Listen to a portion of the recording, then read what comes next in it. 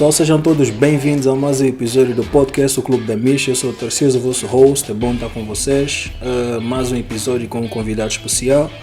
Eu tenho o meu amigo Firmino Mariano e ele vai nos ensinar aqui essa cena toda sobre o Bitcoin, sobre blockchain.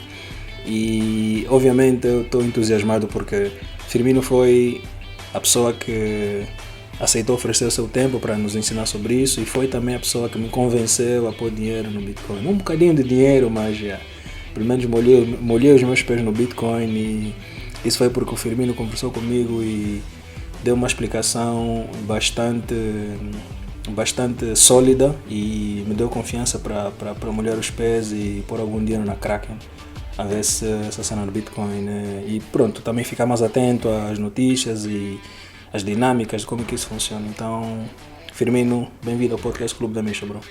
Muito obrigado, Tarcísio. Só queria começar por dizer que tomaste uma decisão muito importante, uma decisão acertada, e Boa. garanto que a longo prazo não vais te arrepender. E o Firmino ainda me enviou alguns satoshis, né? É assim que se chama. Exatamente. Então, estou bué feliz. Ainda bem que conectamos, e principalmente obrigado por estares aqui a gastar algum tempo conosco para ajudar a mim e a nossa audiência a perceber melhor sobre esse mamo. O Firmino é um grande entusiasta do Bitcoin, mas eu gosto dele porque ele fala com bastante fundamentos e tem um conhecimento vasto sobre a matéria. Por isso é que eu trouxe ele aqui para falar. Então, estás pronto, Firmino? Podemos? Podemos avançar. Boa.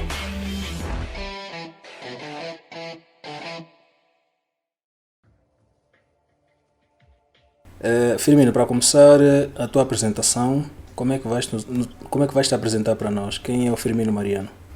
O Firmino Mariano é o que as pessoas chamam de um Bitcoiner. Bitcoiner é alguém que acredita no potencial do Bitcoin.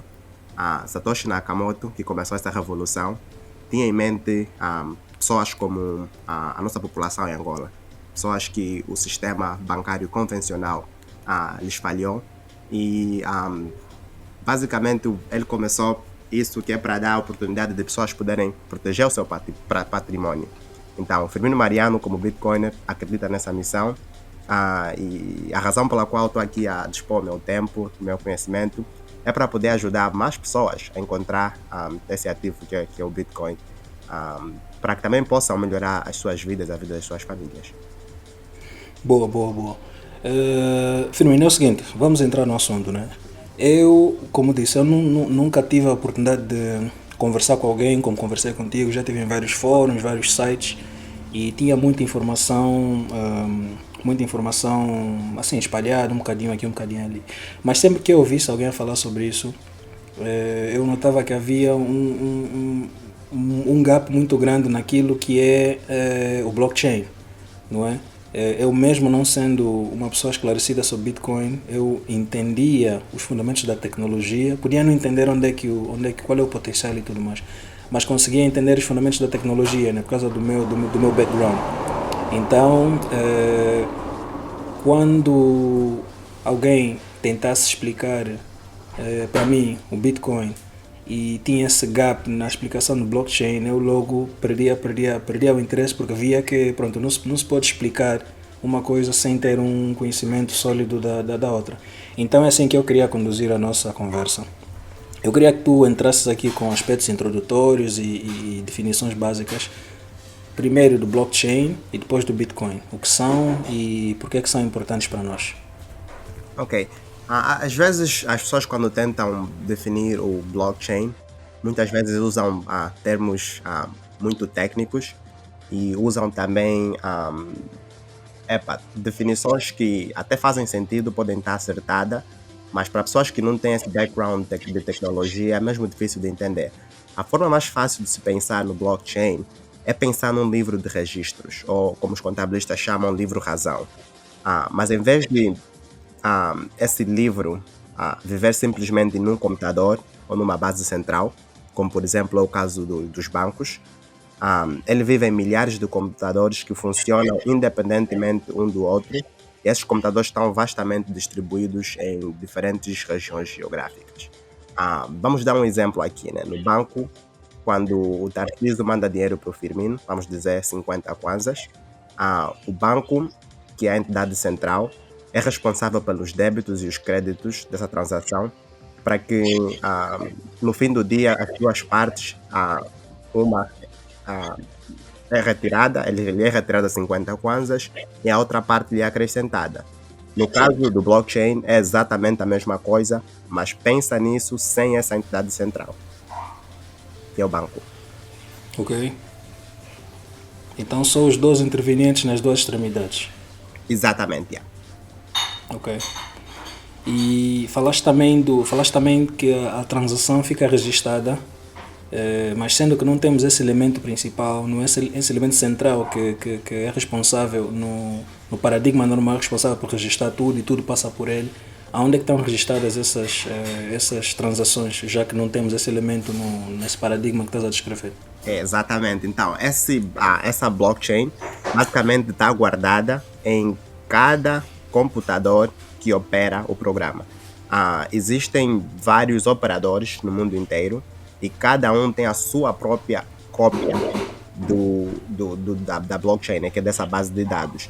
Algo bem interessante, para fazer um contraste aqui, é, por exemplo, se alguém usa o Google Doc, né, para guardar informações, para guardar ficheiros, se aquilo tiver no servidor da Google, se a Google chegar e apagar aquele documento, o que é que achas que acontece com essa informação no teu computador? Desaparece, obviamente. Exatamente. Então, um grande contraste com a blockchain é que se o Firmino, né, se eu tiver um nó, e nó é basicamente um computador, um servidor local que guarda essa blockchain. Se o Firmino apagar a cópia da blockchain dele, o que é que achas que acontece com o resto do sistema? Uma vez que os computadores são distribuídos independentes um do outro. Sim, a informação está replicada nos outros nós. Exatamente. Essa é a diferença. Tem muita redundância, basicamente, né? Mas essa redundância traz ou fortifica o sistema, porque o sistema não está dependendo simplesmente de um único servidor, mas são múltiplos servidores e cada um pode atestar a veracidade da mesma informação. Ok, boa. E por que pronto, nas nossas outras conversas, né, tu já me disseste que o blockchain não é uma tecnologia nova, já foi usado para outras soluções que não tiveram muito impacto, mas o Bitcoin foi a primeira solução sobre a tecnologia blockchain, teve um impacto muito grande. Por que isso aconteceu? Bem, primeiro, como já falamos, né, o blockchain não é uma tecnologia nova, embora se tenha ouvido falar muito dela depois obviamente, do Bitcoin, porque basicamente o Bitcoin é o primeiro uso da blockchain que faz sentido. E a razão é simples, porque com uma base de dados normal, Tarcísio, tu queres ter a possibilidade de poderes alterar dados, né? Vamos dizer que aconteceu algum erro, tu queres ter o poder de entrar e alterar alguma coisa, vamos dizer que escreveste alguma coisa errada, queres poder voltar para corrigir esse erro. Com a blockchain, essa tecnologia é bem arcaica no sentido de que só dá para adicionar dados, mas não dá para mudar a história da informação. O Bitcoin isso foi bem sucedido porque faz sentido, né? Tu queres ter transação que não sejam reversíveis. Obrigado pela esta palavra que eu queria pensar. Vamos dizer que o Tarcísio se torna um inimigo político talvez de um sistema, né? E tu precisas de juntar fundos, né? Vamos dar um exemplo por exemplo, do Snowden. Lembras do Snowden? Snowden, o jornalista, sim. O jornalista, que basicamente revelou, né, informações sobre o governo dos Estados Unidos e coisas que eles faziam contra os seus cidadãos. E se tu precisares de dinheiro, se usares o banco, que é o legacy, né, que é o sistema convencional, se os governos controlam os bancos, o que é que achas que eles podem fazer com a tua conta? Sim, conseguem rastrear rapidamente a posição do homem. Exato, conseguem rastrear, conseguem congelar os teus fundos. Isso acontece várias vezes, mas basicamente o governo achou ele uma ameaça, né? Mas o que ele estava a fazer era para o bem da população. Então, com o Bitcoin, não tens esse risco, né? Porque uma vez que ninguém controla e uma vez que ninguém consegue alterar as informações na blockchain, né? Tu consegues basicamente ter acesso aos teus fundos independentemente de se o teu trabalho alegra ou desalegra as entidades que estão no poder. Então, esse é só um dos usos do Bitcoin, né? Boa. Algumas perguntas que eu vou fazer aqui vão ser baseadas naquilo que... Pessoal, eu e o Firmino temos um formato que entregamos no Clubhouse.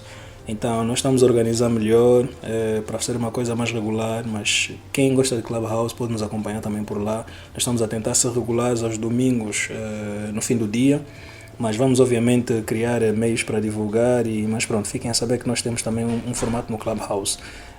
Então, muitas das coisas que eu vou falar aqui, Firmino, foi parte da apresentação que tu fizeste no Clubhouse. Deixa-me perguntar o seguinte. Por que nós vivemos agora pronto, existem milhares, acredito milhares de criptomoedas. Eu não sabia que afinal a barreira para criar uma criptomoeda é muito pequena, então todos os dias surgem criptomoedas, umas mais relevantes que as outras.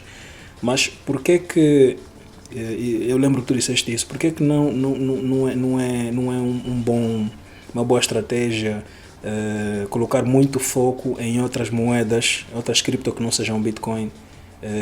E pronto, tu basicamente disseste que focar no Bitcoin é uma boa estratégia, e diz-nos porquê. A princípio, eu sei que tu trabalhas muito com o mercado, e uma coisa que o mercado de capitais sempre ensina, né, é diversificação. Dizem que diversificação faz sentido porque, obviamente, tu queres estar preparado, né, para qualquer situação que o mercado te possa apresentar. Por exemplo, queres ter ações defensivas e queres ter ações de crescimento, né, growth stocks. Então isso faz muito sentido no mercado convencional. Infelizmente, quando você olha para o mercado de criptoativos ou de criptomoedas, se tu calculares a relação que existe nesse mercado, tu consegues ver que todas as moedas são basicamente derivados do Bitcoin. O que é que eu quero dizer com isso? Que quando... vamos agora pensar aqui na relação de retorno. Quando o Bitcoin vai para cima, e tu já estás nesse mercado agora há um tempinho, né? Provavelmente já conseguiste ver essa relação também. Quando o Bitcoin vai para cima, o que é que acontece com as outras moedas?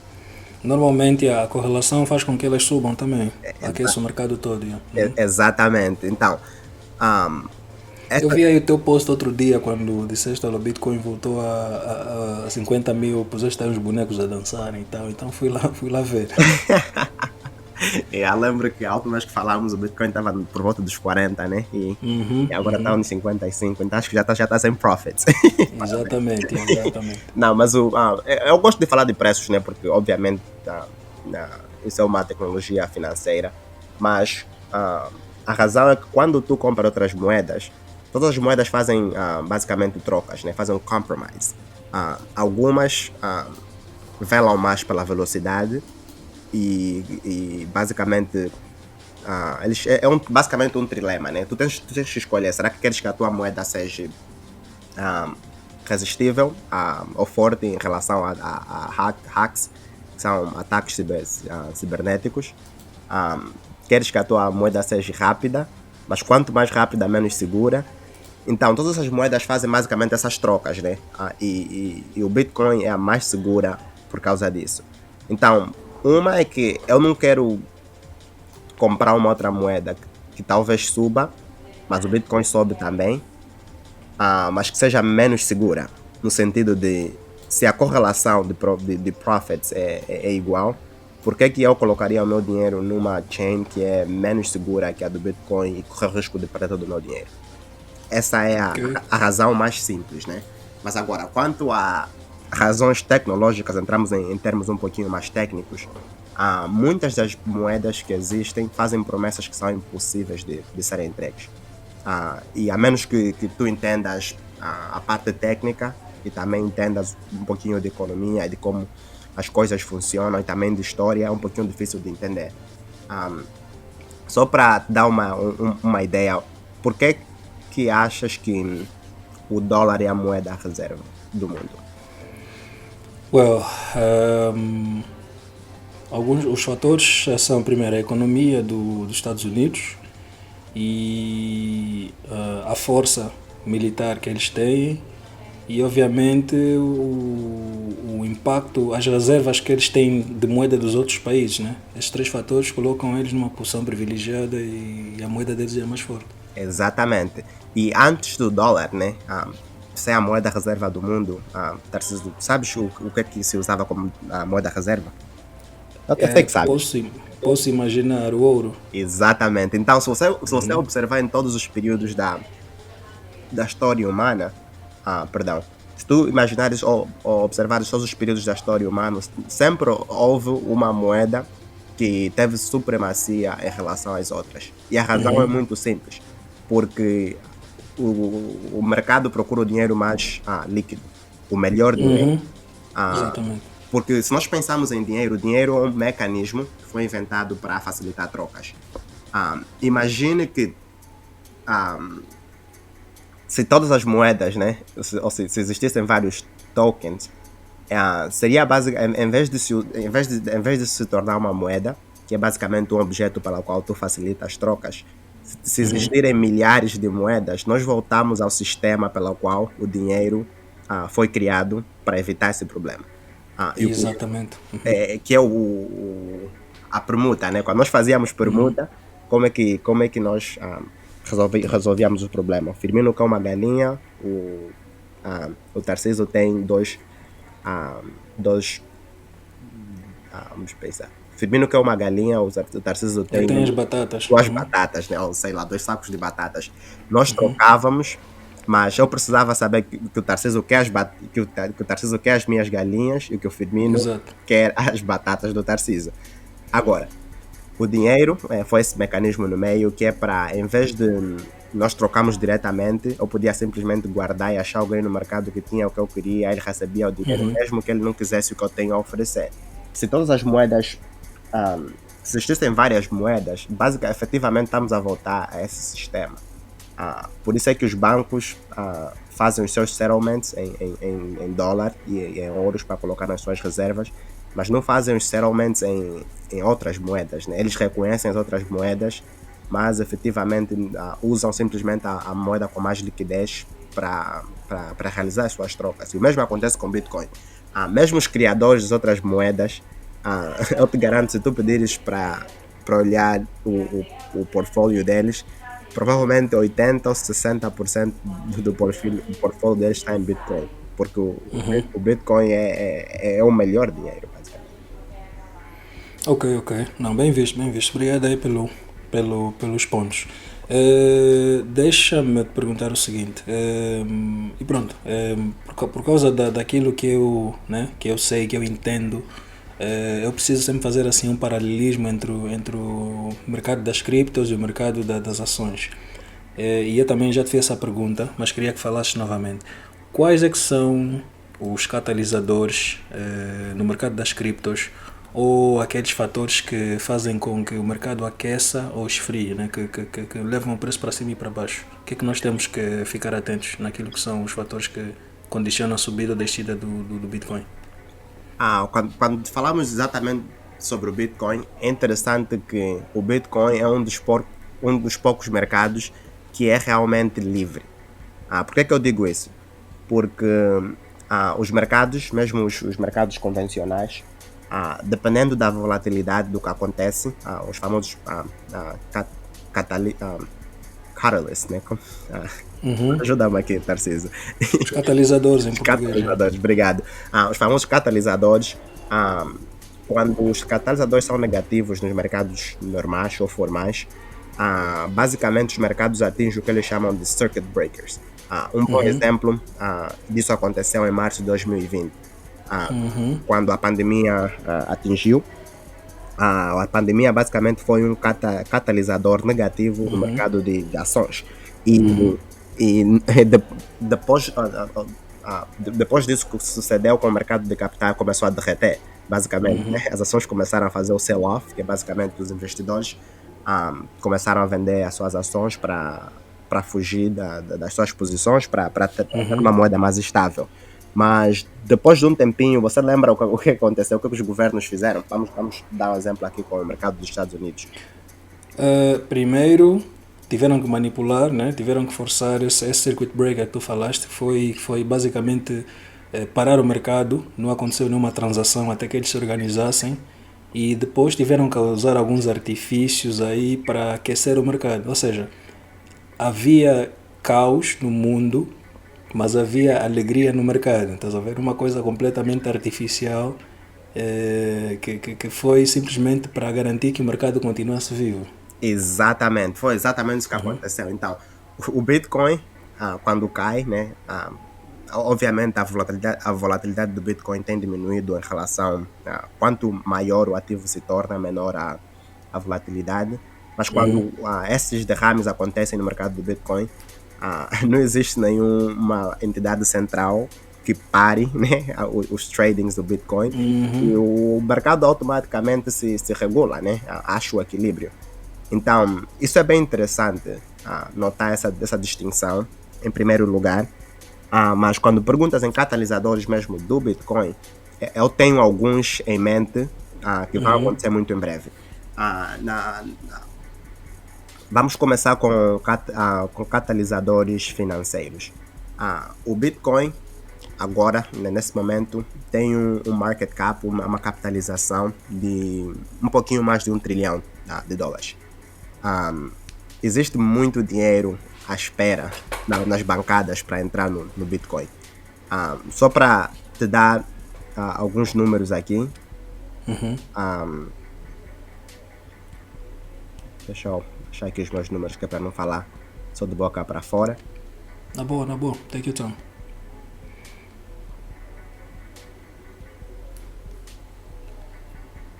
Okay, vamos começar falando pelo mercado que o Bitcoin pode atingir, né? Existem mais de 2 bilhões de pessoas que são unbanked ou underbanked no mundo inteiro. Então, só para teres uma ideia, essa é a quantidade de pessoas que o sistema atual falha, né? Essas pessoas todas podem simplesmente ter acesso ao Bitcoin só com um telefone, que muita gente tem, e com uma carteira de Bitcoin. É tudo o que eles precisam. Não precisam de ter documentação, não precisam de ter conta bancária, não precisam de ter nada disso. Quando pensamos nos milionários que existem no mundo, então, Tarcísio, só para te dar uma ideia de quantos milionários existem no mundo, isso é em 2020, de acordo com a Credit Suisse, que é basicamente um dos grandes bancos do mundo, estima-se que existam mais ou menos 56 milhões de milionários no mundo. Se cada um deles decidisse comprar simplesmente um Bitcoin, que são agora 50 mil, 55 mil dólares, no momento da gravação que fazemos agora, não teria Bitcoin suficiente para todos eles. Porque, como já falamos, né, o limite total de Bitcoins que vão ser criados é 21 milhões. No momento, existe um pouquinho mais de 18 milhões em circulação. Então, só pensando na característica deflacionária do Bitcoin, existem mais milionários no mundo do que existem moedas disponíveis. Okay. E isso é pensando que as 18 milhões de moedas que existem hoje estão disponíveis para serem compradas, o que obviamente não é o caso. Estima-se que 2 a 3 milhões de moedas foram perdidas para sempre nos primeiros anos. Basicamente, pessoas que tinham o Bitcoin perderam as suas chaves e efetivamente não conseguem ter acesso a essas moedas. Então, essas moedas nunca vão ser usadas, estão perdidas no sistema. Outra coisa, também para entenderes um pouquinho mais da oferta do Bitcoin, aproximadamente 1 milhão de moedas estão trancadas na carteira que as pessoas especulam que seja do Satoshi, que essas moedas não se movem desde 2010, provavelmente nunca vão se mover. Então estamos a falar já em torno de 3 a 4 milhões fora dessa equação dos 21 milhões de moedas que sempre existirão. Então, quando a oferta é pouca e a procura aumenta, obviamente o preço vai para cima. Agora, um outro catalisador que agora eu estou com os meus olhos é o que aconteceu com o El Salvador. Só para as pessoas que não sabem, em setembro o El Salvador fez do Bitcoin moeda legal para o país do El Salvador. Eles usavam dólar antes disso como sua moeda, e agora eles têm duas moedas que são reconhecidas como moeda legal do país. Se tu olhares naquela área geográfica do El Salvador e tu olhares os problemas que eles enfrentavam, tu consegues ver que os países vizinhos do El Salvador enfrentam exatamente os mesmos problemas. Temos a Guatemala, temos outros países, da Argentina, por exemplo, é outro país também que está a estudar essa possibilidade de fazer do Bitcoin moeda de curso legal. Então, o que vai acontecer, nesse momento o mundo está a observar o que acontece no El Salvador. Se esse experimento do El Salvador for bem sucedido, o que é que achas que esses países que eu mencionei, além de outros que acabei nem mencionando, o que é que achas que eles vão fazer também? Olha, honestamente eu preciso ver melhor porque, obviamente, negativity sells, estás a ver? Eu vi aí os destaques e as manchetes do pessoal a pôr fogo nos ATMs e coisa mais, mas não consegui concluir efetivamente qual foi o impacto, se foi positivo, se foi negativo. Exato. Se eles conseguiram colher alguns benefícios para a economia deles. E isso vai demorar um pouquinho, né? Porque eu sei que agora uma grande parte das despesas do El Salvador, eu não consigo me lembrar, acho entre 4 a 10% do OGE deles era pago em remessas, né? Eles pagavam empresas como TransferWise, empresas como olha, não estou a me lembrar agora de uma das mais grandes, Western Union, exato. Western Union para pagar por remessas, né? Vamos dizer que às vezes ele queria enviar $50, acabavam às vezes pagando $20, $15 para enviar dinheiro, né? E muita da população do El Salvador fugiu do El Salvador porque eles tiveram uma grande guerra civil, e as pessoas fugiram, vieram para os Estados Unidos, mas as suas famílias imediatas continuam lá no El Salvador. Então essas pessoas regularmente enviavam dinheiro de volta para casa e perdia-se muito com isso. Com o Bitcoin, os custos, né? Com os custos de transação, o Bitcoin imediatamente já resolveu esses problemas. E se tu olhares a carteira deles ativa, acho que 20 milhões de pessoas já começaram a usar essa carteira nesse período de menos de um mês. Quanto às revoltas e tudo mais que se viu, em partes esses protestos eram mais contra o presidente do que contra o Bitcoin em si, tanto que as pessoas não entendiam ainda, né? Mas a minha projeção, o meu prognóstico é que daqui a um ano as pessoas vão entender melhor e isso vai efetivamente melhorar. Tanto que nas últimas 2-3 semanas as coisas lá estão muito mais calmas, né? Eu tenho pessoas que estão lá no terreno e inclusive até tenho planos de tentar ver se consigo ir lá no final de novembro, que é para olhar por mim mesmo, né? Porque muitas das headlines que nós vemos e tudo mais não são tão verídicas assim, né? Você precisa também entender que o Bukele, o presidente do El Salvador, basicamente foi nas costas da IMF, né? Que é o Fundo Monetário Internacional. E eles obviamente não vão estar felizes, né? Porque eles pagam muita... Eles ofereciam empréstimos para El Salvador em termos que eles nunca conseguiriam pagar. Que, voltando um pouquinho para nosso país, na verdade acontece conosco também, né? 50% do nosso OGE, você sabe onde é que é gasto? É pagar... quase mais de metade é honrar compromissos com essas entidades. Não? Exatamente. Então, quando o El Salvador, eles compraram uma grande quantidade de Bitcoin. E na verdade já estão em lucro agora, né? Eles compraram um pouquinho nos 50, caiu um pouquinho, 45, o presidente lá comprou mais, caiu um pouquinho para 40, comprou uma quantidade maior do que essas 2 vezes que ele comprou, e agora está nos 55, está em lucro. O mesmo aconteceu com as pessoas que eles receberam, lá os cidadãos do El Salvador receberam $30 equivalentes a Bitcoin, e agora estão todos em lucro. Os que receberam, os que instalaram o aplicativo quando estava $40 mil, estão agora em 35% de lucro. Quando a população começar a ver isso, num ambiente em que eles só estão acostumados a ver a inflação, porque a inflação dos Estados Unidos é exportada para lá, né? Sabes que 40% dos dólares impressos, 40% dos dólares em circulação foram impressos em 2020. Então, obviamente, eles não pegaram nenhum dos benefícios do estímulo da economia americana, mas pegaram todos os malefícios, né? Que foram a inflação, que foi exportada para lá e tudo mais. Essa é a primeira vez que o povo de El Salvador consegue ver o dinheiro deles ganhar valor. E isso é profundo. E daqui a 6 meses, daqui a 1 ano, podemos voltar dessa conversa, Tarcísio, e eu te garanto que as pessoas vão abrir os olhos para o que está a acontecer lá. A mesma coisa aconteceu lá em Ouzante. No El Salvador, as pessoas às vezes pensam que isso começou do dia para a noite. Mas, na verdade, lá tem um local em Ouzante que se chama Bitcoin Beach. Nossos ouvintes podem depois procurar entender um pouquinho a história desse local. Mas, basicamente, é uma economia circular baseada só no Bitcoin. E já isso começou em 2018.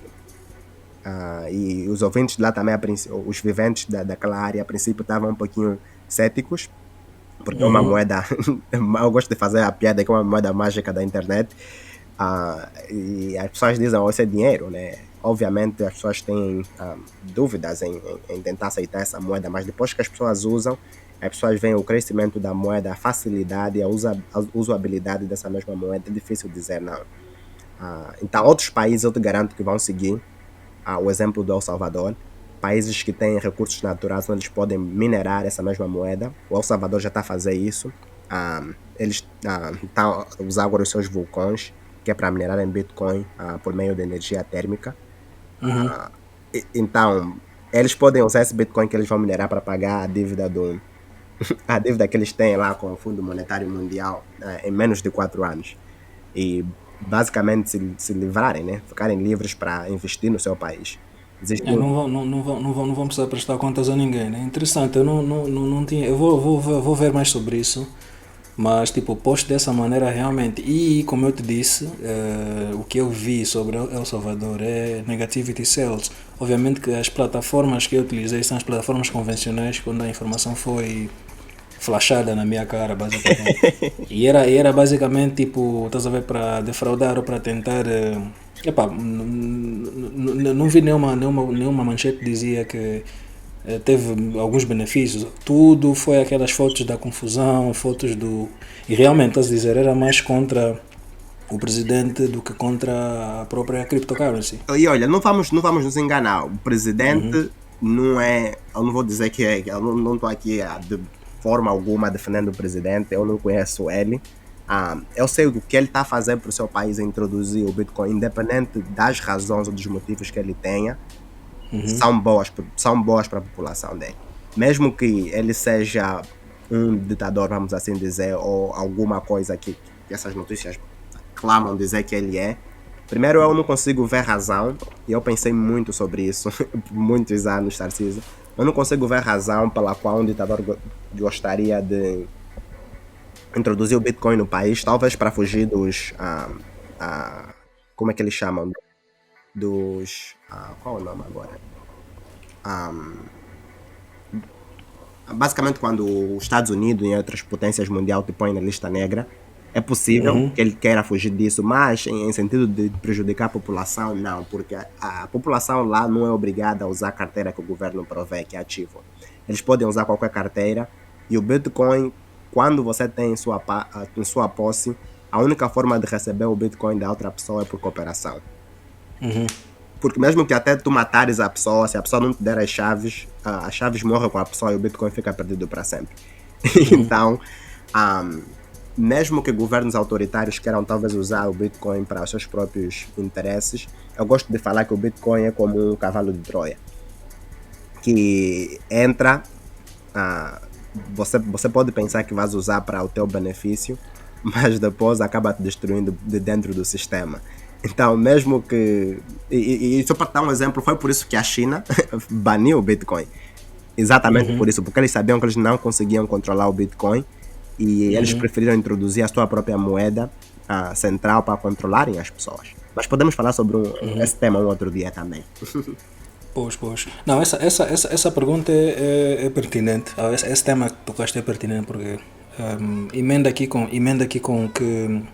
o próximo ponto que eu tenho aqui na minha lista, que é os governos, não é? Obviamente, mesmo não entendendo muito o Bitcoin, mas nós sabemos que os governos têm muito interesse em mecanismos centralizados, que eles possam controlar e manipular, como falamos agora dessa circuit breaker e os artifícios que usaram no mercado financeiro. Mas como é que... Porque pronto, nós constatamos efetivamente que o Bitcoin não pode ser controlado por uma entidade, mas há medidas que os governos podem adotar, porque é uma coisa que eu já vi que é transversal em por exemplo, como é que se chama então? Os gurus e os grandes gestores de fundos, todos eles desaconselham o Bitcoin não presta, isso e aquilo, ou seja, eles não querem que as pessoas tenham mais interesse nas criptos do que nos mecanismos financeiros ou commodities que nós temos disponíveis nesse momento. Então desaconselham, mas tu vês que há também o interesse deles em manter as pessoas longe dessa possibilidade de liberdade, estás a ver? Que não seja um mecanismo controlado. Então, o que é que tens a dizer sobre as medidas que alguns governos, que algumas entidades adotam para desacelerar essa adoção do Bitcoin? Por exemplo, falaste da China, que proibiu a mineração e tornou ilegal, El Salvador, que adotou, mas pronto, nós temos aí algumas entidades pesadas no mercado financeiro mundial que começam a adotar o Bitcoin, as outras que continuam, têm uma postura que é contra. Então, há efetivamente alguns mecanismos ou medidas que podem ser adotadas que podem desencorajar. Por exemplo, a China, quando diz que é ilegal minerar o Bitcoin, sendo que era o país com o maior número de mineradores no mundo todo, isso não tem um efeito negativo naquilo que é o valor do Bitcoin? A resposta curta objetiva é sim, no curto prazo, mas no longo prazo, it doesn't matter. No longo prazo não importa. Eu vou te dar um exemplo. A China não aprende do exemplo deles, infelizmente.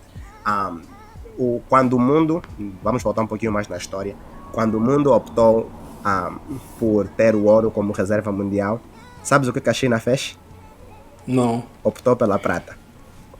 Ok. E essa decisão em si fez com que a China ficasse para trás uns quase 1 a 2 centuries, séculos. 1 a 2 séculos atrás do resto do mundo.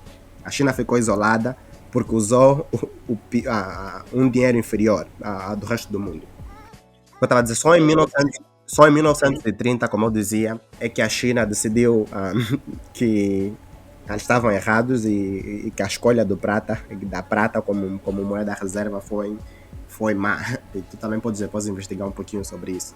E parece que a China está a cometer o mesmo erro outra vez. O Bitcoin é muito interessante porque, além de usar a blockchain para efetivamente derivar sua descentralização, usa também a prova de trabalho, que é para certificar de que um Bitcoin é um Bitcoin, né? E que ninguém pode imprimir mais Bitcoins do que o consenso, né? Que é o acordo do sistema. O Bitcoin usa também uma coisa que chama-se Game Theory. Game Theory em português significa teoria de jogo. Basicamente, teoria de jogos é basicamente como um jogo de xadrez, né? Quando tu queres, para tu teres uma boa teoria de jogo, precisas fazer com que o teu sistema faça com que os participantes trabalhem de forma adversarial. Eu vou te dar um exemplo.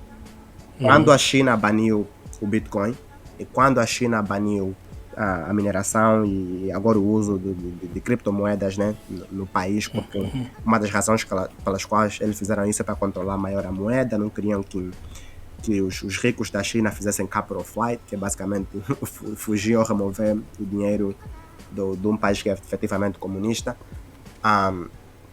O que é que achas que os Estados Unidos e os outros adversários, né, como eu disse que o Game Theory faz com que os teus adversários façam o que é contra os seus interesses, o que é que achas que os Estados Exatamente o Unidos... oposto, é. Exatamente o oposto, o oposto, exatamente isso. Para take advantage, é. Exato, então os Estados Unidos olham para isso e falam, a China não gosta do Bitcoin. O que é que eu vou fazer nesse caso? Também não vou gostar do Bitcoin? Não teria vantagem nenhuma. Eu tenho que gostar do Bitcoin para ficar em cima da China. Então, os Estados Unidos automaticamente abriu, tanto que o Gary Gensler, que é basicamente o chairman da SEC, do Security Exchange Commissions aqui nos Estados Unidos, já anunciou que eles não têm intenção nenhuma de banir o Bitcoin. Então, isso vai sempre acontecer. Se os Estados Unidos banir o Bitcoin, o que é que achas que a Rússia vai fazer?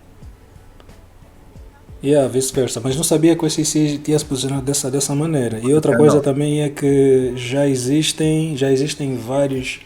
Primeiro eram os fundos indexados, né, ao Bitcoin, mas agora estão a pensar em fundos mesmo de Bitcoins. ETFs. ETFs, eu não posso te garantir porque eu não sei o futuro, mas a minha previsão é que entre esse mês até dezembro, um ETF normal vai ser aprovado aqui nos Estados Unidos do Bitcoin. Essa semana foi aprovado um ETF de empresas expostas ao Bitcoin, mas até o fim do ano eu prevejo que uma ETF normal vai ser aprovada. E tu me perguntaste um pouquinho antes sobre os catalisadores. Esse é um dos maiores catalisadores que pode acontecer com o Bitcoin. Porque quando isso acontecer, os fundos de pensão... Não, definitely, Os fundos de pensão dos Estados Unidos estão, como eu disse, estão sentados nas bancadas à espera, salivando por esse momento. O JP Morgan Chase, que é um dos maiores bancos, a semana passada... Com dinheiro na mão, com dinheiro preparado. Estão com dinheiro na mão, salivando. Ontem eles disseram que os investidores deles gostam mais do Bitcoin como investimento do que o ouro. E a razão é bem simples. Se tu olhares para a performance do ouro e do Bitcoin nesse ambiente inflacionário, como é que os dois, a performance dos dois e os clientes deles estão salivando. Os grandes gestores de fundos de retirement, né, que é fundos de pensões de reserva, eles infelizmente têm mandatos. Eles só podem investir em certas coisas. Podem investir em ETFs, podem investir em stocks, podem investir em bonds. O Bitcoin não é nada disso, então não cumpre as características que eles têm pré-estabelecidas para os seus fundos. Quando a ETF for aprovada, eles só precisam de colocar 1% do fundo deles. E o preço vai para a lua. E como eu disse que a supply do Bitcoin, as pessoas às vezes pensam, não, para o Bitcoin chegar, vamos dizer, a 500 mil dólares por moeda, que efetivamente levaria a capitalização do Bitcoin para um pouquinho mais de 10 trilhões, 12 trilhões por aí, que é o tamanho do ouro agora. As pessoas às vezes pensam que 20 trilhões precisa entrar no Bitcoin. Esses cálculos são falsos. Na verdade, a relação do preço e da capitalização do Bitcoin não é 1 para 1. Porque tudo tem a ver com float, né? O float é basicamente a quantidade de moedas disponíveis para compra a qualquer momento. E muitas pessoas que têm Bitcoin são hodlers. As baleias do Bitcoin, que têm muitos Bitcoins, eles não vão vender todos os Bitcoins, não colocam esses Bitcoins no mercado. Automaticamente nós chamamos esses Bitcoins de líquidos. Dos Bitcoins que não se movem há mais de um ano. E nesse momento, essa métrica dos Bitcoins líquidos está no all-time high. Está mais alto dos últimos 6 anos. Então, esses Bitcoins estão fora do mercado. Existem as grandes mineradoras, grandes empresas mineradoras. Felizmente, esse ano eles conseguiram ter acesso a capital de venture capitalists, eles chamam de investidores anjos. Então, antes, que era para eles continuarem a pagar as suas operações, tinham que vender moedas para o mercado que eles criavam, né, que eles mineravam, que é para poderem pagar as suas despesas. Agora, essas empresas, a Hut 8, que é uma das maiores empresas, e companhia, tem outras também, já anunciaram, acho que o mês passado, que 100% do que eles produzem está aí diretamente por balanço deles, para a tesouraria deles, não estão a vender Bitcoin nenhum. Então, o que está a acontecer aqui, o ambiente do Bitcoin nesse momento em que falamos, é que existe muita procura. A procura é possível que aumenta com a aprovação do ETF e a oferta está estagnada. Não existe oferta nenhuma quase, porque os grandes mineradores não estão a vender as suas moedas. Os que têm moedas guardadas não estão a vender os bitcoins deles. E quando essa procura vier para o mercado, o preço vai disparar. Então, às vezes as pessoas, quando pensam, não é uma questão de si, mas quando o Bitcoin vai atingir $500 mil por moeda. E eu não acho que para aí. Ok, Firmino, olha, estou satisfeito. Agradeço aí o teu tempo por nos ter explicado aqui esses aspectos todos dessa tua explicação expansiva. Eu quero saber agora mais sobre ti, sobre o teu projeto Angola Pergunta. Do que se trata, como é que as pessoas podem saber, quais são as premissas, fala-nos um bocadinho disso. Okay, a ideia do Angola Pergunta é de basicamente ter um local, né, onde as pessoas podem ir encontrar informações de uma forma fácil, né? Porque existe muito barulho por aí quando se trata de finanças, quando se trata de criptomoedas. No caso das finanças, por exemplo, o problema às vezes tem tanta informação que não é facilmente digerível. Então a Angola Pergunta vem para simplificar isso, para as métricas do nosso país, a nossa economia, e também para dar sugestões, né, de que talvez os nossos governantes possam prestar atenção e aplicar para melhorarmos a vida da população. Nós temos diferentes mecanismos pela qual nós distribuímos a informação. Temos um canal no YouTube, Angola Pergunta, temos uma página nas redes sociais, né, várias páginas nas redes sociais como Facebook ou Instagram, estamos também agora a criar um site onde as pessoas podem basicamente entrar e estar atualizados, né? Por exemplo, quando tivermos um novo OGE, as informações vão estar lá usando infographics e coisas do gênero para realmente entender o que está acontecendo com o nosso país em sentido financeiro. Também a Angola Pergunta tem uma parte mais de lazer, né, que fala um pouquinho mais sobre sugestões de viagens para Angola, o que fazer, onde basicamente ideias, né, para conhecermos mais o nosso país, lugares para ficar, coisas do gênero que é difícil encontrar um local com todas essas informações, né? Então vai ter perguntas para tudo, mas também aceitamos perguntas de leitores. Se o Tarcísio tiver alguma pergunta, pode mandar para nós e nós criamos conteúdos em relação a essas perguntas, né? Então a Angola Pergunta é bem diversificado e é basicamente essa iniciativa. Boa. Qual é o melhor canal, qual é o melhor meio, né, a melhor plataforma para nós acompanharmos? Eu aconselharia a prestar atenção no Instagram e no YouTube. Acho que são as melhores plataformas.